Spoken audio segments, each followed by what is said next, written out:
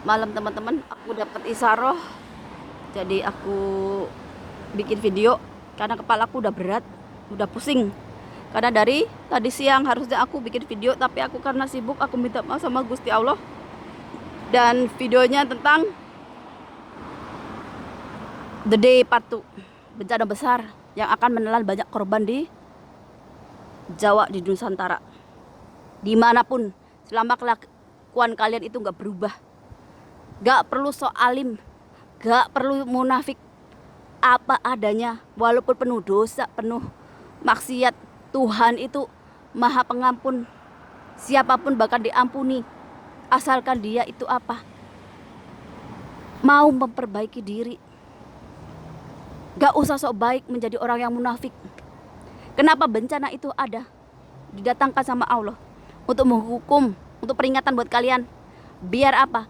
Biar kalian itu nggak jadiin agama sebagai mainan, sebagai tameng.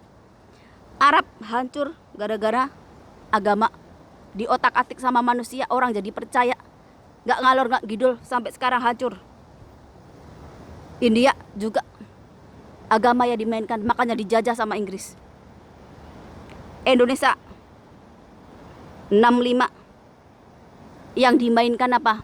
Sosial, kebangkitan PKI, sampai menelan berapa ribu korban. Itu apa? Adu domba politik antara rakyat sama rakyat. Yang diuntungkan siapa? Orang luar, pemimpin. Sama Indonesia sekarang itu agama yang didoktrin. Jadi agama di otak-atik aja kalian itu udah kena umpan, udah bisa diadu domba antara sesama orang Indonesia, dan antara kapling surga neraka, beda suku, beda agama. Kalian itu udah dihasut secara apa? Karakter, sifat. Kalian itu udah dididik. Jadi kalian itu yang dijajah apa? Mentalnya. KKB di Papua itu udah bagian dari rencana masa depan. Kalau kalian mau tahu, KKB itu di dalangnya bangsa-bangsa yang gede. Walaupun di depan pemimpin kalian baik, tapi di belakang nusuk. Dan itu memang udah bagian takdir dari kodrat. Apalagi sekarang ada raja baru, laki-laki dari Inggris. Namanya raja, laki-laki, punya kuasa. Negara bawahannya banyak. Banyak juga bangsa-bangsa yang seperti negara-negara yang masih kecil-kecil menganggap orang putih, apalagi raja, itu anak dari Tuhan. Jadi KKB itu ada dalangnya terkait.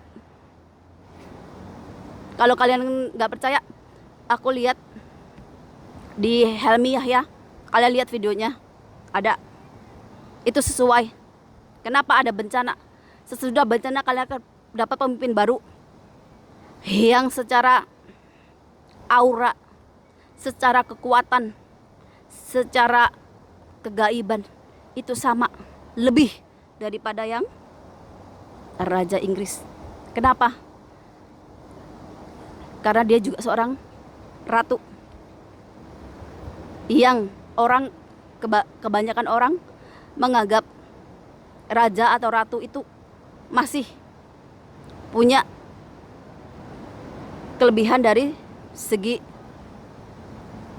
apapun daripada manusia, dan itu adalah ketentuan Tuhan dan alam, bukan sembarangan. Itu udah didikannya Tuhan dan alam. Untuk apa? Untuk mengimbangi yang dari barat, sedangkan timur akan ada pemimpin baru, seorang ratu. Kenapa harus seperti itu? Mencegah yang tidak baik kemudian hari. Kalau kalian mau tahu, namanya raja, punya kekuasaan, apalagi laki, punya ego, pasti dia akan bikin gejolak di dunia. Tinggal nunggu waktu. Kalau Arab pernah, berarti sekarang tujuannya Asia. Apalagi Rusia dengan Ukraina udah. Apalagi Indonesia sekarang sudah di ublek-ublek pakai agama. KKB aja udah ada datang nunggu waktu. Kalian kalau mau tahu masa depan itu seperti apa, apalagi Jepang, Filipina, ada di seberangnya Amerika. Amerika jualan apa? Senjata. Kalau nggak ada perang, senjatanya nggak laku, pasti dia akan nyari daerah lain, daerah baru. Bisa jadi tragedi 65 terulang lagi, atau lebih parah lagi, akan ada perang yang dihasut entah negara mana, tapi Indonesia juga akan ikut imbasnya. Jadi Allah itu, Tuhan itu udah tahu apa yang akan terjadi masa depan. Jadi kalau ada yang sekarang berdoa untuk gak mau bencana, gak mau, kamu salah, gak ada gunanya. Itu udah bagian takdir dari kodrat. Untuk apa? Untuk pemimpin baru. Untuk apa? Untuk mengimbangi yang dari pemimpin barat. Biar apa? Biar dapat mengimbangi gejolak yang akan terjadi. Paling enggak akan sampai namanya perang dunia ketiga atau perang nuklir.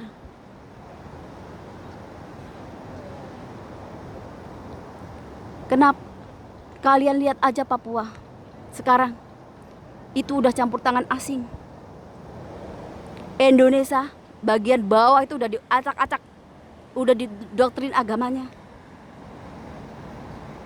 Itu cara Tuhan untuk menyelesaikan masalah. Jadi kalau yang berdoa jangan sampai musibah, kamu salah besar. Tuhan itu ngasih yang terbaik lewat bencana itu. Dan lagi tentang paku bumi. Di Indonesia itu paku buminya udah lepas. Kenapa? Karena kalian sendiri yang cari penyakit. Paku bumi itu berhubungan dengan apa? Dengan hati kita, batin kita yang menyatu dengan alam. Kalau kita itu gak bisa menyatu sama alam, sama aja kita itu nggak punya pakunya bumi ini. Paku buminya sudah lepas, makanya gempa tiap hari. Kenapa? Karena kalian itu nggak menghargai alam, alam semesta ciptaan Tuhan ini. Seperti ibu bumi kalian yang ngasih kalian makan, minum, kehidupan, matahari, udara. Paku buminya udah lepas. Makanya bumi yang kalian pijak itu bergoyang. Kenapa? Karena perbuatan kalian sendiri, akhlak kalian sendiri. Itu kenapa kalau ada bencana besar itu merenggut nyawa banyak. Itu sebagai pelajaran buat kalian. Biar kalian itu gak gampang nanti diotak-atik lagi sama orang luar. Tentang apa? Tentang agama, tentang suku, tentang ras. Yang nanti akan hanya membawa peperangan atau bencana lainnya. Kenapa saya bilang gitu? Karena saya orang Indonesia, orang Nusantara, bagian timur. Saya gak mau wilayah saya diacak-acak, apalagi dijadikan perang yang hanya membawa kesengsaraan buat anak-anak yang gak berdosa, perempuan-perempuan yang gak berdosa. Perang itu gak bakalan membawa namanya kenikmatan. Kalau kalian bisa merasakan apa yang akan terjadi masa depan, kalian pasti akan mikir buat ibaratnya mencintai tanah yang kalian pijak itu.